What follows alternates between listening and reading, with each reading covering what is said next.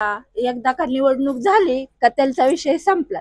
ते त्यांच्या कामाला मोकळे, आम्ही आमच्या कामाला मोकळे. तुमले तरी कुणी बघत नाही ना, कुणी विचारत नाही. घर बघा कशी आहेत, दार बघा कशी आहेत, गटर बघा कुठं आहेत.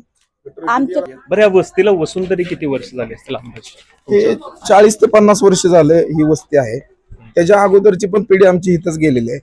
पिढ्यानं पिढ्या अशाच चाललेल्या आहेत, घरावर घर होत चाललेले आहेत. एका कुटुंबामध्ये कुटुंब वाढलं, मुलाचं लग्न झालं की इथंच घराला घर चिटकून आम्हाला बांधावं लागते. घर मिळत नाहीत. घरकुलाची योजना ही भाकास आहे, फक्त कागदावरती घरकुल देण्याचं काम केलेलं आहे.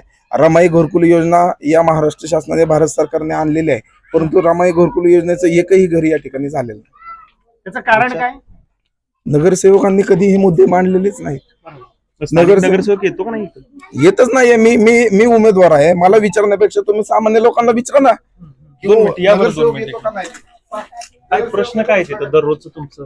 काय तुम्हाला अडचण काय येते तिथं? काय 2 मिनिट. तुमच्या इथं काही विकास आहे का? विकास आता का हरवलाय? नाही, चाललेलंच आहे की थोडाफार. काय काय सुरू आहे तुमचं? चालता येत नाही की वाटत नाही त्या मोठ्या? आम्ही अक्षरशः पाय उचलून चालतोय. वस्ती आता तशीच हे झालेली आहे, तर काय त्याचं मग काय तर सरकारनं पाऊल उचलून चांगलं तुम्हाला योग्य ठिकाणी नेलं पाहिजे, चांगल्या ठिकाणी बसवलं पाहिजे ना तुम्हाला.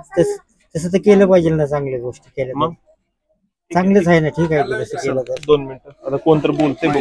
2 मिनिटं मला सांगा बरं. येत पण नाही ती, बघत पण नाही. काय परिस्थिती? गटरे बघा, मोहऱ्या बघा. एकदा का निवडणूक झाली का त्यांचा विषय संपला.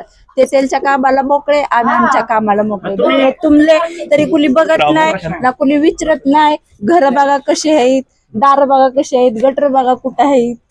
आमच्या